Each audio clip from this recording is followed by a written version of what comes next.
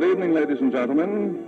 Tonight, Lady Esther presents the Screen Guild Players in Dragonwick, a 20th Century Fox picture based on the book by Anya Seton Chase. It stars Vincent Price as Nicholas, Teresa Wright as Miranda, and Glenn Langan as Dr. Turner. The Lady Esther Screen Guild Players in Dragonwick.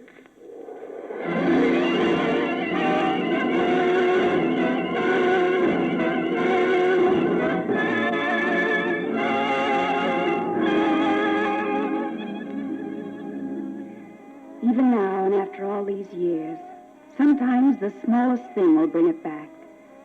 A bit of music, a man's laugh, a bird that's singing in the morning sun, and suddenly I'm there again. Suddenly I'm back at Dragonwick. It was more than I'd ever dared to dream. A girl like me, Miranda Wells, who'd lived all her life on a little farm. I was going to Dragonwick. I can still remember when the letter arrived.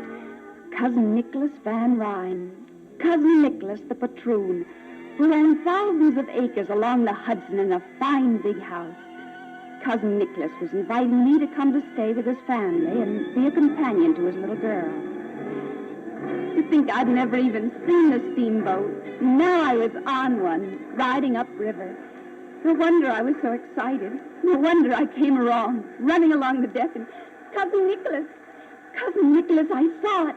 Some of the passengers pointed it out. I saw Dragonwick. I notice you've taken your bonnet off. Oh, I was so excited. Cousin Nicholas, how can you sit there so quietly? I should think that seeing Dragonwick would be more thrilling to you than anyone. Nothing could be thrilling that is shared with so many other people. Did you like what you saw? Oh, I'm afraid I've run out of words. I've said beautiful so often. Every now and then you say golly. I prefer beautiful. I'll try to remember. Do you mind if I keep off my bonnet just a minute? The breeze feels so wonderful against my face. If you wish. Thank you. Now tell me about Dragonwick. How many rooms? I've never counted them. And a lot of servants? I've never counted them either. Golly. I mean, Cousin Nicholas, am I hopeless? Too bad you have to wear a bonnet. The breeze must feel very wonderful indeed with a face as beautiful as yours against it. It was very strange the way he said it, and I might have puzzled over it more, but there was all the excitement of arriving at Dragonwick. The great spacious house, the servants in livery. I was too awed to notice little things. The way I was greeted by Cousin Nicholas's wife. Welcome to Dragonwick, child. I hope you'll be happy. Nicholas, did you remember to bring the pastries? And the first time I found myself with little Katrine. I don't love my Mama and Papa. They don't love me either. And yet Cousin Nicholas was so gentle with his wife, so thoughtful and considerate, and so kind to the child. I thought no more about the little things until that night. I remember that Magda, the housekeeper, was getting me settled in my room. It's a lovely room, Miss Wells. I hope you'll like it. I'm sure I will. Listen. The harpsichord? That's Mynheer Van Ryn playing. Sometimes he sits alone and plays for hours. It sounds so gay and yet sad somehow. Yes. It was brought here by his great-grandmother, Azield. Azield? Is that a Dutch name? Oh, she wasn't Dutch. The old Mynheer brought her in New Orleans. That's her portrait that hangs over the harpsichord. Oh, she was beautiful, wasn't she? And very young. About your age. And not much older when she died. She died so young? Why? They say he never loved her, never wanted her at all. He just wanted their son. And when the child was born, he kept him from her. He forbid her to sing and play. He broke her heart and drove her to... What? Well, they say she prayed for disaster to come to the Van Ryns. And she swore that when it came, she would be here to sing and play. She killed herself in that room at the harpsichord. Oh, that's just kitchen gossip. Oh, no doubt. Of course, I've never heard Azield play myself. They say in the kitchen that you can never hear it unless you've got Van Ryn blood in you. But the Mynheer will hear it, and Katrine. That's utter nonsense. Oh, of course. Miss Wells, Why have you come here? To be Katrine's companion. Why do you ask? Because one day you'll wish with all your heart that you had never come to Dragonwick. Good night. Perhaps that should have made me curious. Perhaps I should have thought more about it. But the life at Dragonwick was so new and thrilling. And a few days later was the 4th of July. I remember the house was filled with guests. I felt awkward and out of place. And then, as though to tell me I was welcome, Cousin Nicholas unlocked the conservatory and took me in to show me about. The plants look rather well, I think. I like to have them at their best on the day of the kermesse. Dr. Nicholas, what exactly is the kermesse? A very old custom. My tenants present their tribute to me, and then eat, drink, and dance to excess at my expense. But paying tribute, what's that got to do with the 4th of July? Nothing. I have made the dates coincide purely as a courtesy to Independence Day. But you haven't yet complimented me on my flowers. I'm afraid I haven't any words again. They're all so... Exquisite would be a nice word. This one is a Persian granada. It's my prize. Do you like it? Oh, it's beautiful. So beautiful, it's almost frightening. My dear child, you mustn't let your... Cousin Nicholas. Do you hear that? Oh, of course. It's the Countess de Grenier. When she saw the harpsichord, she said she couldn't wait to play it. Oh, yes. I'm sure the delay has been our loss. She plays very beautifully. Miranda, don't forget that at the Kermesse ball, you were to save the first waltz for me. But I'd feel out of place. I haven't a proper dress. You will find one in your room. I brought it for you from New York. But I couldn't. I'm so awkward. Oh, Cousin Nicholas, they'll laugh at me. They'll not laugh, Miranda. They will not laugh if you dance with me. He was so gentle and so kind with me. I could scarce believe he was the same man that afternoon at the kermesse. It was a strange sight, like something out of another world. Cousin Nicholas sitting on a great carved chair, and the farmers stepping up to pay their tribute. One by one they came as they were called, and I could see their faces were hard and sullen, but each brought his sack of wheat or corn or rye, until the name of Glas Bleeker was called. Glas Bleeker. Glas Bleeker next. I'm here, but I brought no tribute. Take off your hat before the patroon. I'm a free American citizen. I'll not take off my hat to any man. Nor will you get so much as a grain of wheat from me. Glas Bleeker, do you mean to farm my lands and make no return for the privileges I allow you? Your lands. You hear that, man? His lands. Why, the Bleekers have worked the hill farm for 200 years. And for longer than that, the Van Ryns have owned it. We've paid the worth many times over, and you know it. Well, here's the finish. Is that your final decision, Glas? I'm sorry to hear it. But since you feel that way, I order you to leave my land by tomorrow noon. Now, will the rest of you men come forward, please? I have something to say. I'm tired of listening and talking and listening. I'm going to do something now. I saw his knife flash in the sun. I saw a man jump in front of him. I saw the quick, sharp struggle, and when it was over... Mr. Van Ryn, I have his knife. Klaus will do you no harm. How fortunate, Dr. Turner, for him. He just lost his head, that's all. He doesn't want any violence any more than the rest of us. Dr. Turner, you presume to speak for all of these men? And is that because whatever ideas they may have in their heads, you put them there? That's nonsense. These men are not alone. The anti-rent movement has swept New York State.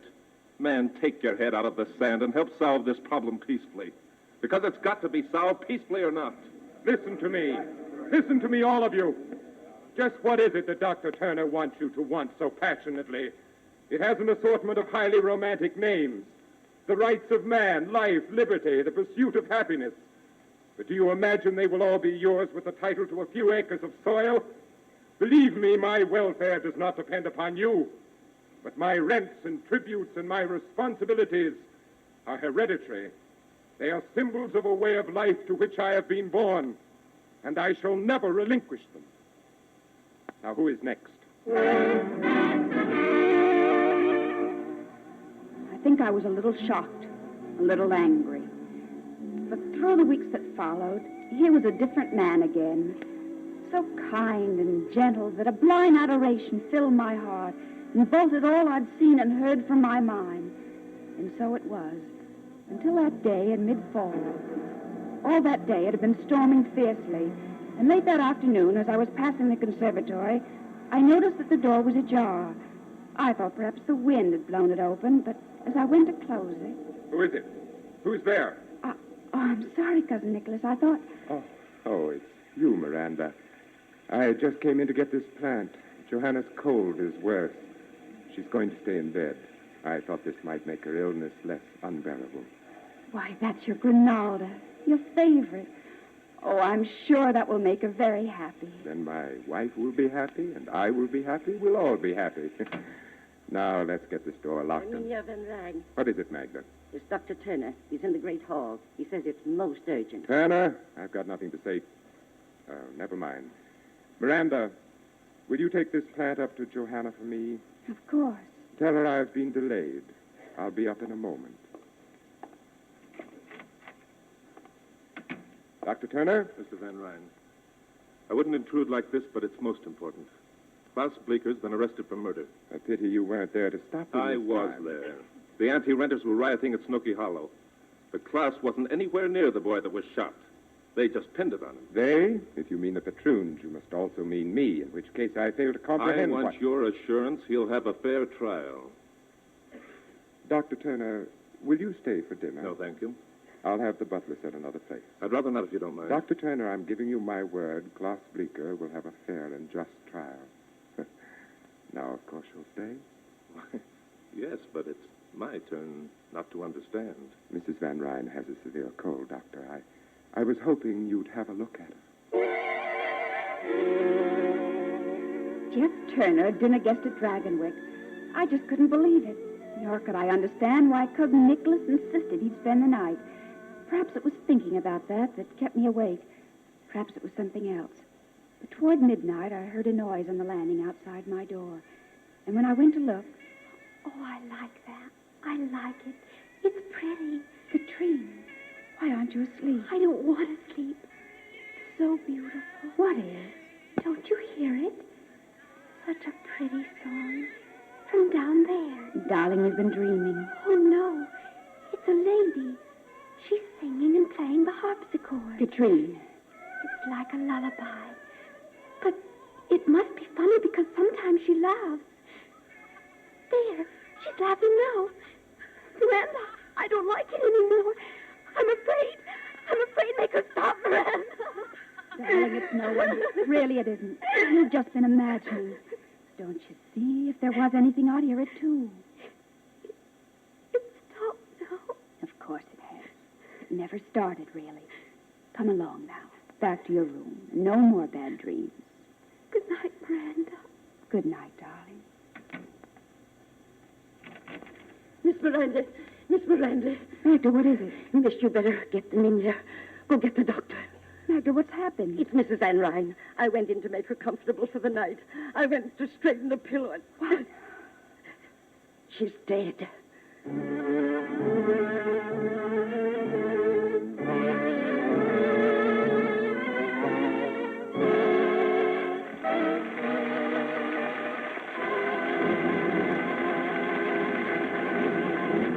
The second act of the Lady Esther Screen Guild play will follow in a moment. Now, a word from Lady Esther. Suppose you could consult the leading skin specialists of this country. Suppose you could ask these important doctors, what's the best thing I can do to my skin to make it lovelier? Their advice could be summed up in 3 little words. Keep it clean. Of course, you'd say, but I do. However, skin specialists know that many very fastidious women never get their skins really clean. And here's why. There's a stubborn film on every woman's skin. It's caused by natural oils mixed with cosmetics and dirt, and ordinary cleansing fails to remove this stubborn film. You think your skin is clean when it isn't. Day after day, this film clogs the pore openings, encouraging blackheads and blemishes. Day after day, it dulls the true freshness and beauty of your skin. But there is a safe, sure way to get rid of that stubborn film. And here it is. Smooth on my unique Lady Esther 4-purpose face cream, and wipe it off. Immediately, and this is so important, apply Lady Esther cream again and wipe it off. This second cleaning with Lady Esther gets rid of that stubborn, clogging film. Now your skin is really clean. And instantly you see the difference, the clearer, fresher, younger look. You feel the new softness and smoothness. The very texture of my unique Lady Esther cream is different. So soft, so effective. That's one reason why my cream cleanses so thoroughly. If you want compliments tomorrow, remove that stubborn film tonight.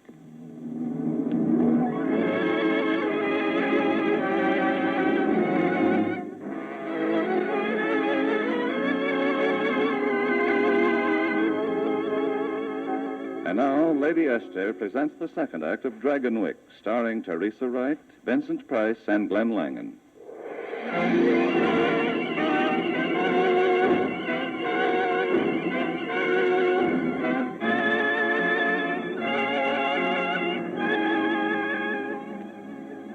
Cousin Joanna was dead. I couldn't believe it. And yet, as we stood there in her room, gathered around her bed, Surely you can do something for her, Doctor.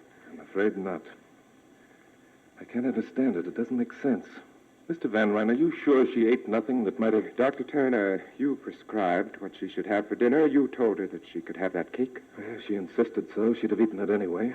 could someone else have given her something? No one was with her but myself.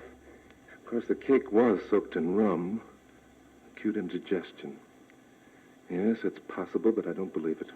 I don't believe it. Is it also possible that she may have been more ill than you thought? That's always a possibility, I'm afraid. At least you admit it. If you'll excuse me. Jeff, I'm sure he didn't mean that you were to blame. Well, whether he meant it or not, it's shameful, isn't it? For a doctor not to know. If I thought there were any reason why he... There couldn't have been. He was always so kind to her. Why, that Ronaldo's his prized plant, and he brought it here just to make her happy. Yes. She is smiling, isn't she? Well, you'd better get some sleep. I only can. Good night.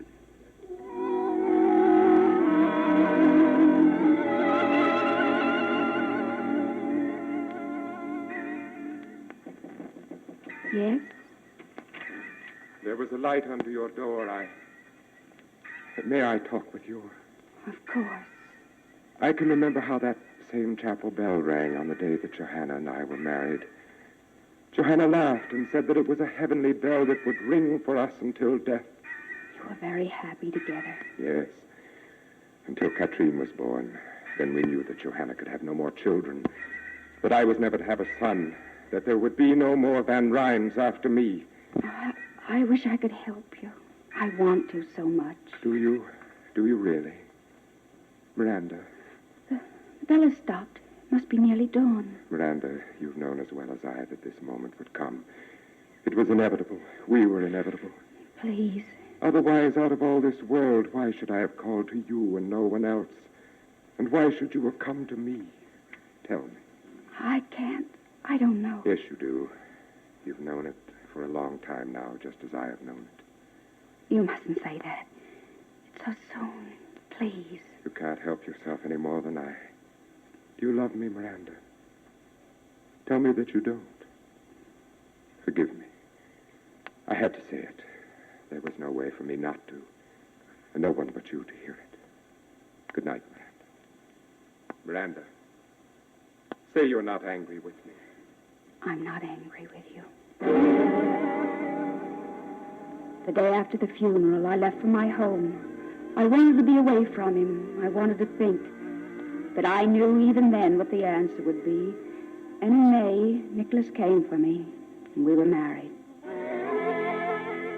Mistress of Dragonwick, it was more than I'd ever dared to dream. Now I live for only one thing more, to give Nicholas a son. And at last I did. I remember how happy I was when it was over. Nicholas came to me and stood by my bed. And I looked up and smiled and... Nicholas, at last you have a son. I have no son. My son is dead.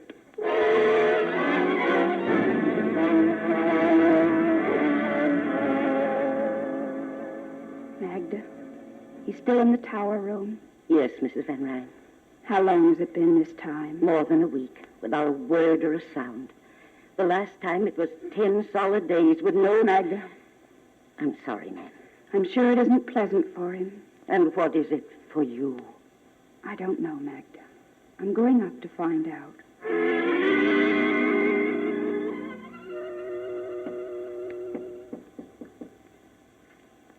Yes.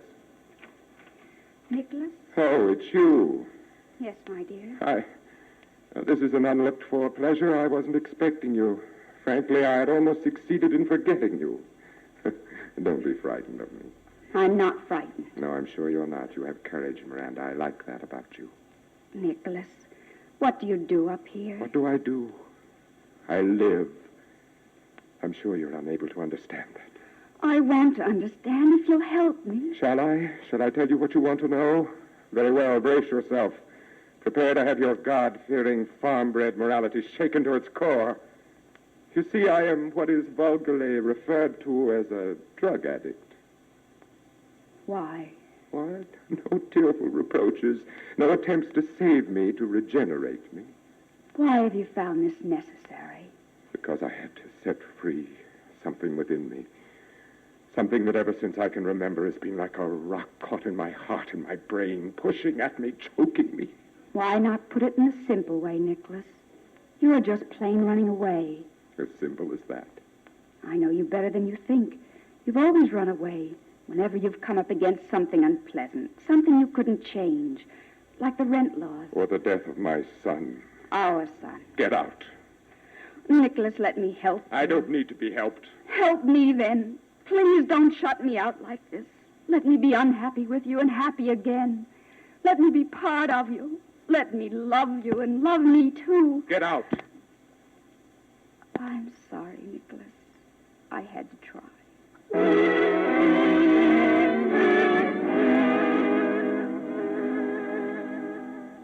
Though I walk in the valley of the shadow of death, I will fear no evil, for thou art with me, thy rod and thy staff.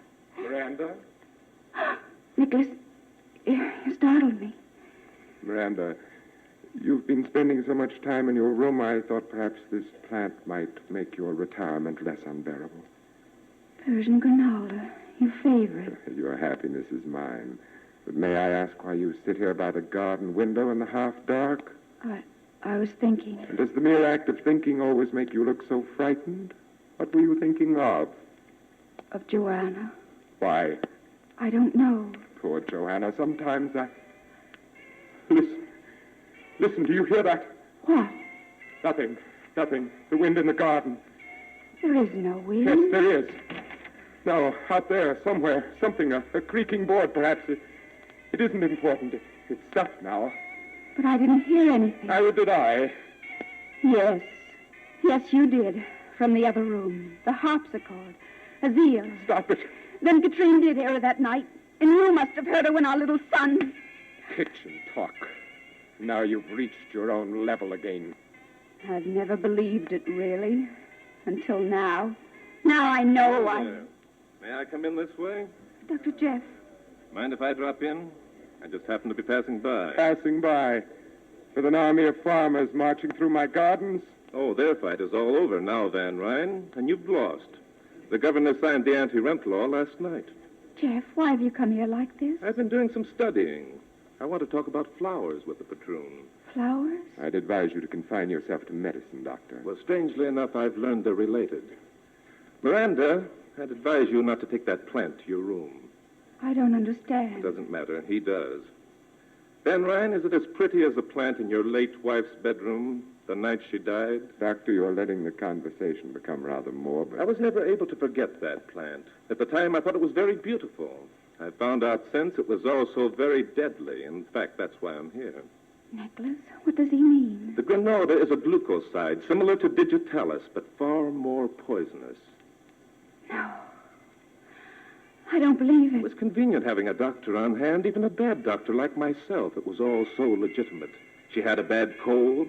She couldn't have tasted anything in the cake. It was soaked with rum, and it looked... Nicholas, no! Put that gun down! Don't shoot! No! I'm sorry, ma'am. It was either him or Dr. Jeff. Nicholas. Miranda, he was insane.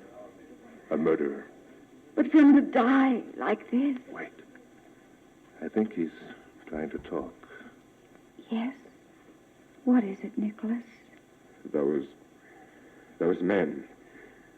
Tell them to take off their hats in the presence of the patrol.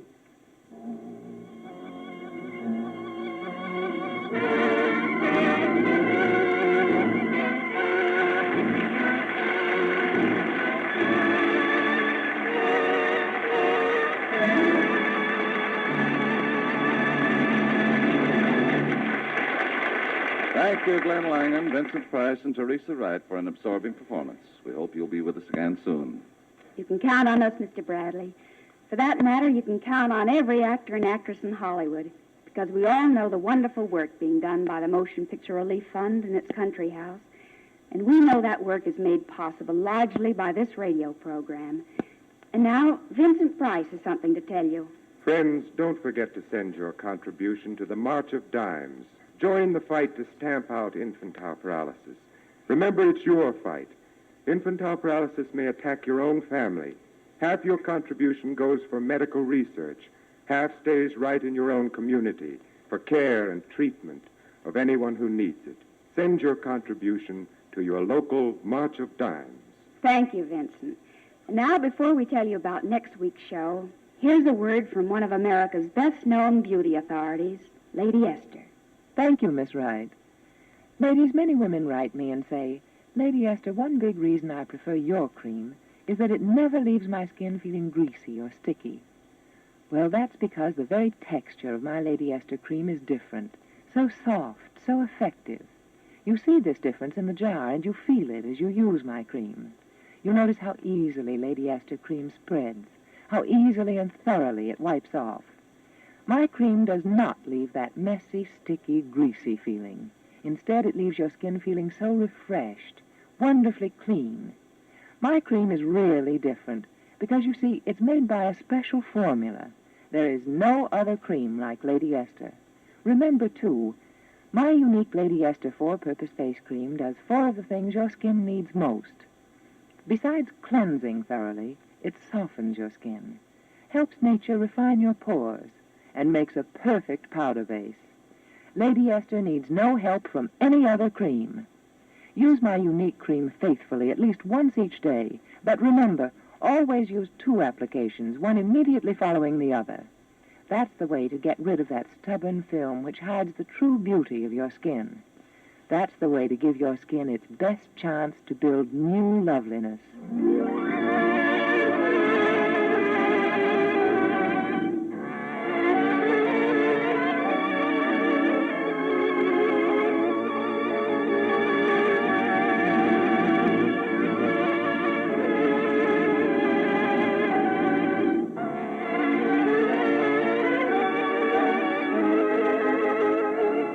Next week, the Lady Esther Screen Guild Players will present Swell Guy. It will star Anne Blythe and Joseph Cotton. Be sure to listen, will you? Dragonwick was produced and directed for Lady Esther by Bill Lawrence, adapted by Harry Cronman, and was presented through the courtesy of 20th Century Fox, producers of Darrow F. Zanuck's The Razor's Edge. Vincent Price appeared through the courtesy of 20th Century Fox and will soon be seen in their picture, Moss Rose. Teresa Wright appeared through the courtesy of Samuel Goldwyn and is one of the stars in his production, The Best Years of Our Lives. Glenn Langham will soon be seen in the 20th Century Fox Technicolor production, The Home Stretch. Music on tonight's program was arranged and conducted by Wilbur Hatch. Tonight's Lady Esther Screen Guild play is being heard by our servicemen and women overseas through the worldwide shortwave and network facilities of the Armed Forces Radio Service. This is Truman Bradley speaking for Lady Esther. Thank you, and good night. This is CBS, the Columbia Broadcasting System.